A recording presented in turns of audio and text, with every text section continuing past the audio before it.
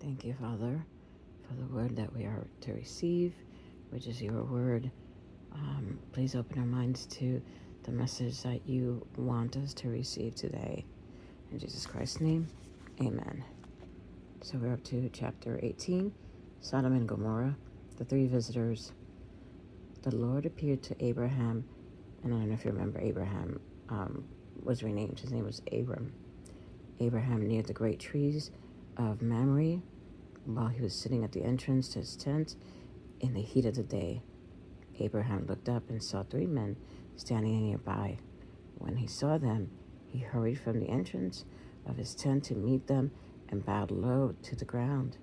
He said, "If I have found favor in your eyes, my lord, do not pass your servant by. Let a little water be brought, and then you may all wash your feet and rest under this tree. Let me get you something to eat so you can be refreshed and then go on your way, now that you have come to your servant." "Very well," they answered. "Do as you say."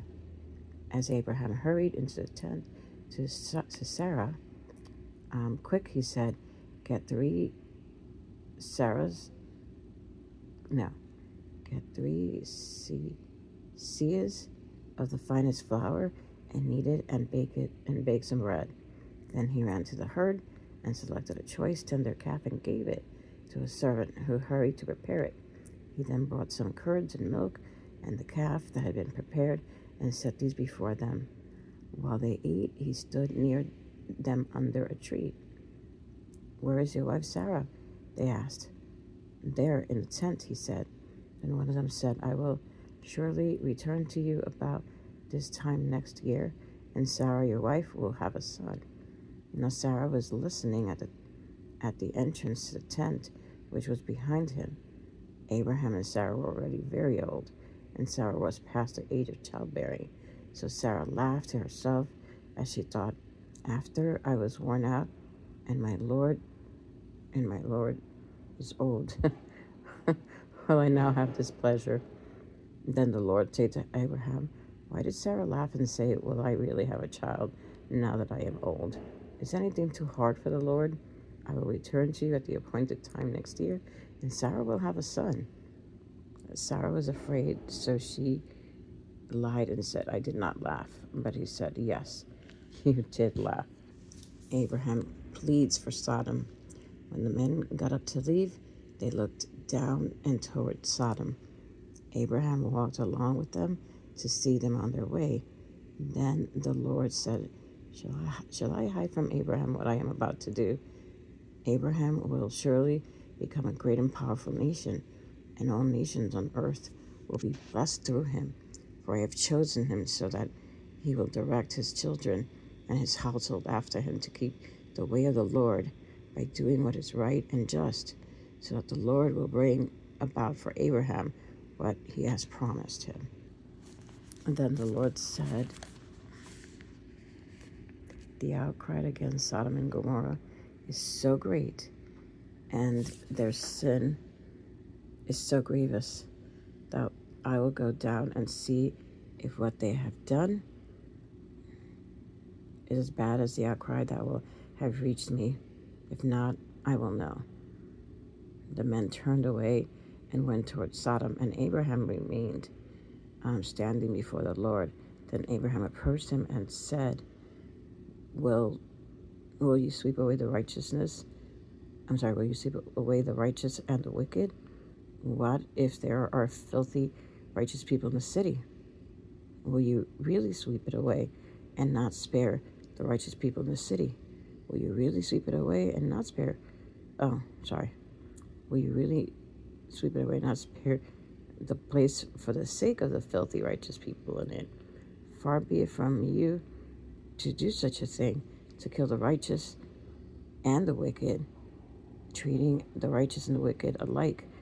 Far be it from you. Will not the judge of all the earth do right? The Lord said, "If I did find 50 righteous people in the city of Sodom, I will spare the whole place for the sake." Then Abraham spoke up again. "Now that I have been so bold as to speak to the Lord, though I am nothing but dust and ashes. What if the number of the righteous is less than 50? Will you destroy the whole city for lack of the people? If I find 45 there, he said, I will not destroy it. Once again he spoke to him. What if only 40 are found there? He said, for the sake of 40 I will not do it. Then he said, may the Lord not be angry, but let me speak. What if only 30 can be found there? He answered, I will not do it if I find 30 there. Abraham said, now that I have been so bold as to speak to the Lord, but if only 20 can be found there? For the sake of 20 I will not destroy it, he said. Then he said, may the Lord not be angry, but let me speak just once more. What if only 10 can be found there? He answered, for the sake of 10 I will not destroy it. When the Lord had finished speaking with Abraham, he left, and Abraham returned home. Chapter 19, Sodom and Gomorrah destroyed. The two angels arrived at Sodom in the evening, and Lot was sitting in the gateway of the city. When he saw them, he got up to meet them and bowed down and his face to the ground. My lords, he said, please turn aside to your servant's house. You can wash your feet and spend the night and then go on your way early in the morning. No, they answered, we will spend the night in the square. But he insisted so strongly that they did go with him and enter his house. He prepared a meal for them, baking bread without yeast, and they ate. Before they had gone to bed, all the men from every part of the city of Sodom, both young and old, surrounded the house. They called to Lot, where are the men who came to you tonight? Bring them out to us so that we can have sex with them? Jesus. Lot went outside to meet them and shut the door behind him and said, no, my friends, don't do this wicked thing. Look, I have 2 daughters who have never slept with a man. Let me bring them out to you, and you can do what you like with them. But don't do anything to these men, for they have come under the protection of my roof. Get out of our way, they replied. This fellow came here as a foreigner, and now he wants to play the judge. We'll treat you worse than them. They kept bringing pressure on Lot and moved forward to break down the door. But the men inside reached out and pulled Lot back into the house and shut the door. Then they struck the men who were at the door of the house, young and old, with blindness so that they could not find the door. The 2 men said to Lot, do you have anyone else here, son-in-law, sons or daughters, or anyone else in the city who belongs to you? Get them out of here, because we are going to destroy this place. The outcry to the Lord against its people is so great that he sent us to destroy it. So Lot went out and spoke to his sons-in-law who were pledged to marry his daughters. He said, hurry and get out of this place, because the Lord is about to destroy the city. But his sons-in-law thought he was joking. With the coming of dawn, the angels urged Lot, saying, hurry, take your wife and your 2 daughters who are here, and you will be swept away when the city is punished. When he hesitated, the men grasped his hand and the hands of his wife and his 2 daughters and led them safely out of the city. For the Lord was merciful to them. As soon as they had brought them out, one of them said, flee for your lives. Don't look back, and don't stop anywhere in the plain.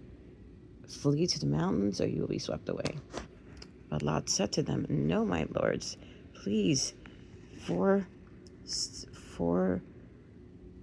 your servant has found favor in your eyes, and you have shown great kindness to me in the sparing my life. But I can't flee to the mountains. This disaster will overtake me, and I'll die. Look, here in town, near enough to run to, and it is small. Oh, look, here is a town near enough to run to, and it is small. Let me flee to it.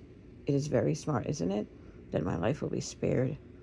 He said to him, "Very well, I will grant you this request too. I will not overthrow the town you speak of, but flee there quickly, because I cannot do anything until you reach it. That is why the town is called Zoar." D. Zoar. Let's see. What does Zoar mean? Okay, so it's not D that I'm looking for. 22. 22. Let's look at the other two. Did I miss it? 24. Maybe in here. Notice how God's mercy towards Abraham extended to Lot and his family, because Abraham pleaded for Lot. God was merciful and saved Lot from the fire destruction of Sodom. A righteous person can often affect others for good. James says that the prayers of a righteous person are powerful. All Christians should follow Abraham's example and pray others to be saved. I don't see anything about Zoar. I'm looking. I don't know.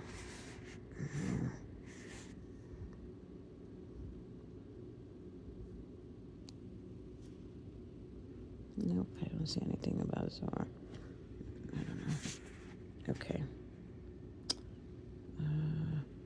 Where was I? Okay, here I am.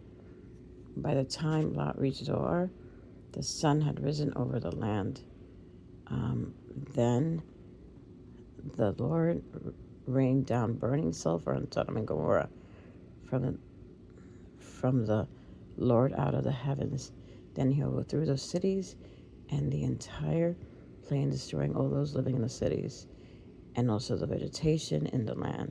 But Lot's wife looked back, and she became a pillar of salt. Early the next morning, Abraham got up and returned to the place where he stood before the Lord. He looked down toward Sodom and Gomorrah, toward all the land of the plain, and he saw dense smoke rising from the land, like smoke from a furnace. When God destroyed the cities of the plain, he remembered Abraham, and he brought Lot out of the catastrophe that overthrew the cities where Lot had lived. Lot and his daughters left Zoar and settled in the mountains, for he was afraid to stay in Zoar. He and his 2 daughters lived in a cave. One day the older daughter said to the younger, "Our father is old, and there's no man around here to give us children, as is the custom of all over earth. Let's get our father to drink wine and then sleep with him, preserve our family line to our father." That night they got their father drunk wine. They got their father to drink wine, and the older went in and slept with him. He was not aware of it when she lay down or when she got up. The next day, the older daughter said to the younger, "Last night I slept with my father. Let's get him to drink wine again tonight, and then you go in and sleep with him so that we can preserve our family line through our father." So they got their father to drink wine that night also, and the younger daughter went in and slept with him. Again, he was not aware of it when she laid down or when she got up. So both of Lot's daughters became pregnant by their father. The older daughter had a son. She named him Moab. He is the father of the Moabites of today. The younger daughter also had a son, and she named him Ben-Ami. He is the father of the Ammonites of today. Chapter 20. Abraham and Abimelech. Now Abraham moved on from there into the region of Negev and lived between Kadesh and Shur. For a while he stayed at Gerar, and there Abraham said of his wife Sarah, "She is my sister."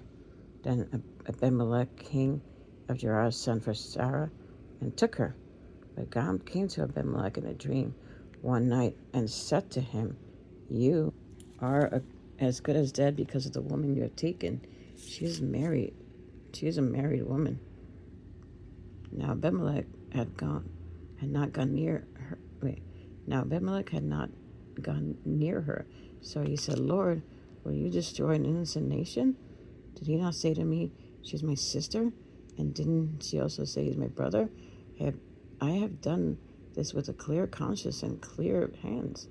Then God said to him in a dream, yes, I know you did this, and with a clear conscience, so I have kept you from sinning against me.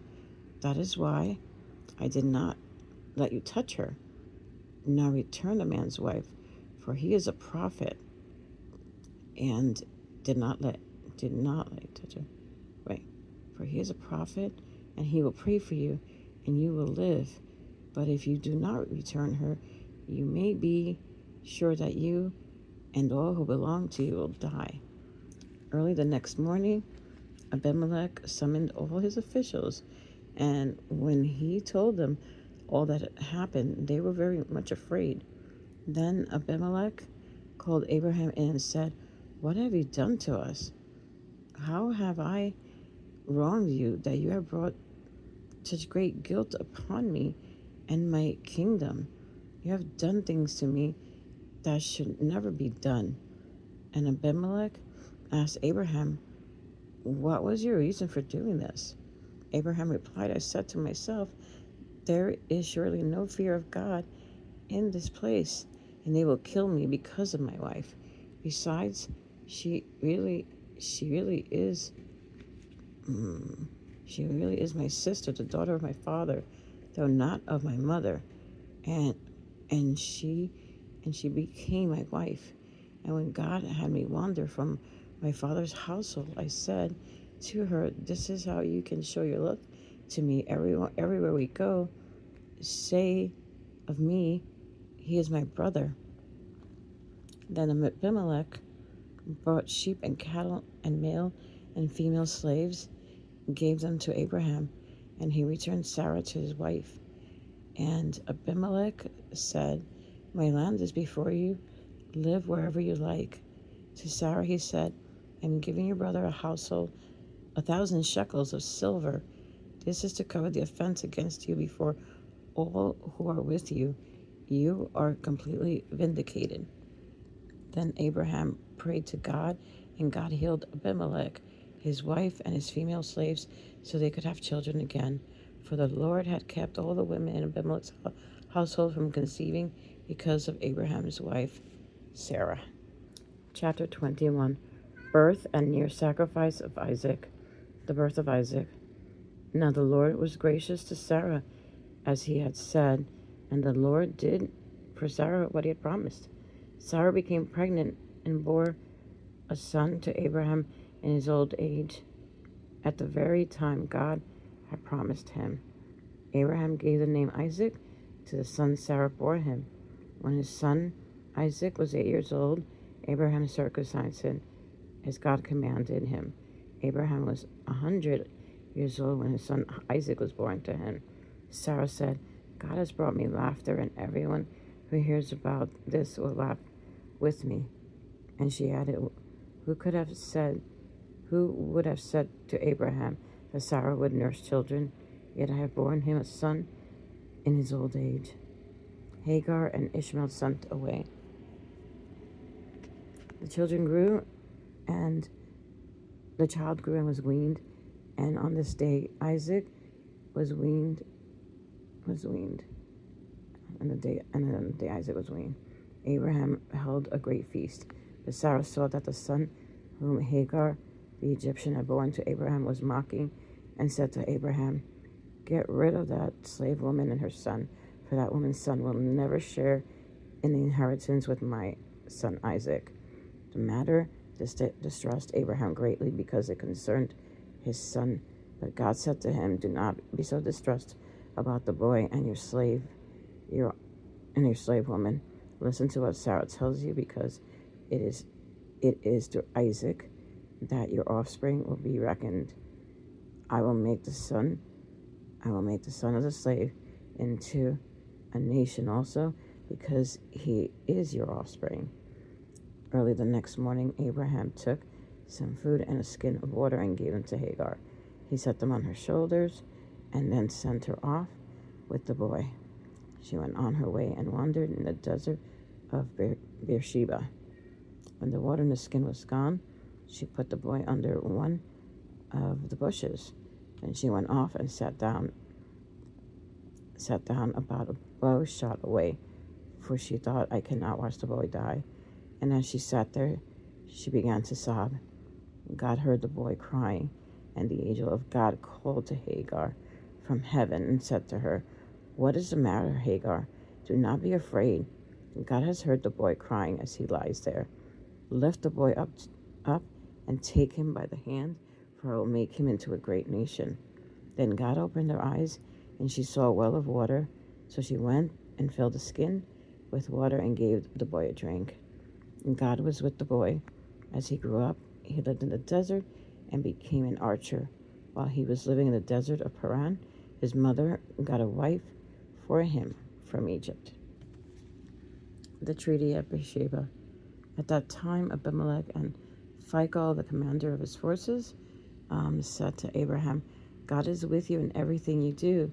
Now swear to me here before God that you will not deal falsely with me or my children or my descendants. Show to me that the country where you now reside is a foreigner, the same kindness I have shown to you." Abraham said, "I swear it." Then Abraham complained to Abimelech about a well of water that Abimelech's servants had seized. But Abimelech said, "I don't know who has done this. You did not tell me, and I heard about it only today." So Abraham brought sheep and cattle and gave them to Abimelech, and the two men made a treaty. Abraham set apart 7 ewe lambs from the flock, and Abimelech asked Abraham, "What is the meaning of these 7 ewe lambs you have set apart by themselves?" He replied, "Accept these 7 lambs from my hand and as a witness that I dug this well." So that place was called Beersheba, because the 2 men swore an oath there. After the treaty have been made at Beersheba, Abimelech and Phicol, commander of his forces, returned to the land of the Philistines. Abraham planted a tamarisk tree in Beersheba, and there he called the name of the Lord, the eternal God. And Abraham stayed in the land of the Philistines for a long time. Okay, so that's where we're at. Thank you again, Lord, for your message, your word. Thank you for instilling knowledge in our brain, in our hearts, about the message that you want us to receive. Amen.